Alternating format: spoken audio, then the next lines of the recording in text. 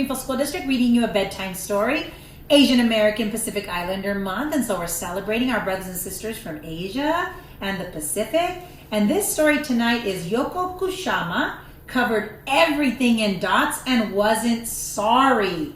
This is a beautiful tribute to a Japanese artist, and many of you out there in Greenfield are artists, and so we get to read about her beautiful methods of artistic expression. So thank you for being here. Hola, comunidad de Greenfield. Soy Superintendent Galvan, aquí con ustedes del Distrito Escolar de Greenfield, leyendo una historia que se llama Yo-Yo Kushama, todo tapado por pecaditos, y ella no estaba sorry o culpable o no dijo disculpe. Esta historia es sobre una artista de Japón que ella expresa sus destrezas artísticas con todo el mundo. So, vamos a ver cómo lo hace. Y ella es de Japón. Okay, here we go, boys and girls. She's from Japan. Let's learn all about this wonderful artist. My name is Yayoi. I am an artist, and I'd like to tell you my story. I was born in Matsumoto, a historic city in Japan, within a beautiful castle. I have always loved drawing more than anything else in the world. When I was a little girl, I carried a sketchbook and with me everywhere I went so that I could draw everything I saw. I would sit in the meadows between the flowers and plants and see things around me that other people didn't. I rushed to draw them in a sketchbook before they disappeared.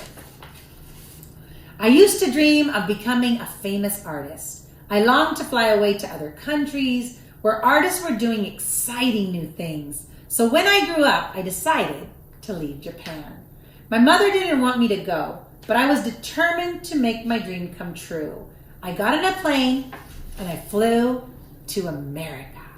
I arrived with a suitcase full of drawings and some money.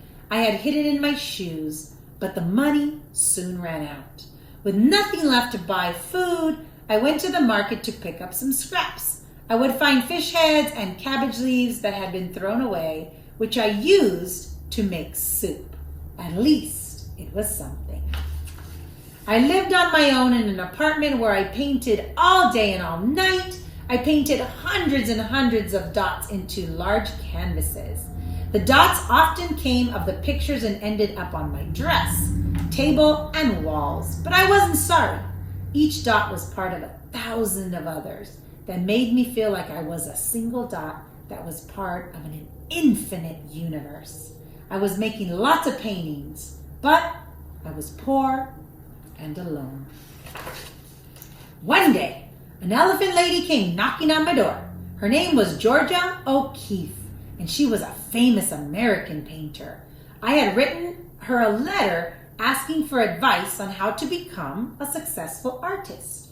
She wanted to know how I was and offered to help me sell my artwork. She introduced me to her art dealer, who immediately bought one of my paintings. Wow. I continued to paint a lot of pictures, and soon I was ready to put on my first solo exhibition in New York City. And it was a success.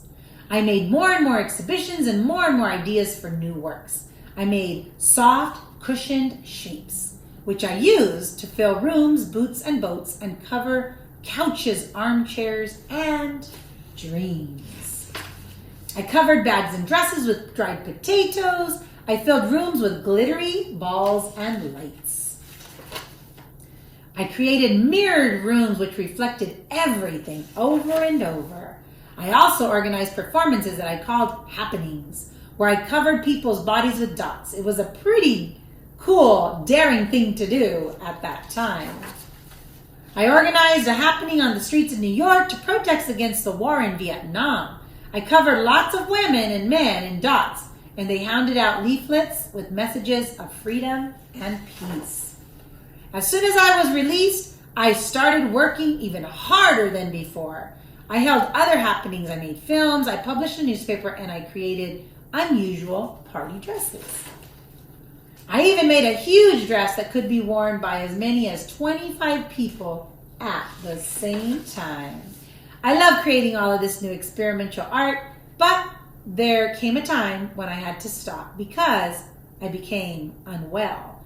I left New York and went back to Japan to get better. Back at home, I saw the beautiful mountains and the cherry trees in bloom, but a lot of things had changed since I had left. The meadows and the streams that used to inspire me to draw had been built over, and the city were filled with smog. This made me very sad. Then one day it snowed. The snow covered everything and transformed the landscape, turning it into something pure and beautiful. I found a studio near the hospital I was staying in and started working. Creating art made me feel better. I also began writing, and I would paint during the day and write at night. Although I miss New York, I decided to stay in Japan. It's where I still live today, and I still work nonstop, making paintings, writing books, and designing clothes and other objects. And the other thing I love to make? Pumpkins. I have always loved pumpkins and their beautiful shape and their sweetness, and I want to show all the love I have for them through my art. So you guessed it, I'm putting dots on pumpkins. My artwork have become so famous that you can see them all over the world in art galleries. And it makes my dreams come true. And that's it, boys and girls. So if you're an artist, you can make your dreams come true. This is all about Yayoi Kusama, who puts dots on all of the artwork and became incredibly famous all over the world, and she is Japanese. Thank you so much for joining me here tonight. We'll see you tomorrow night for another bedtime story. I'm Superintendent Galvan with the Greenville School District. And don't you see, I'm an Oak Avenue Elementary School bear tonight. So the brown bear's over at Oak Avenue. Thanks for being here tonight. Tomorrow night, you know what shirt I'm going to be wearing next. It's our last one for the week. Thanks for being here. I'm Superintendent Galvan with the Greenville School District, sending a great big bear hug from our family to yours.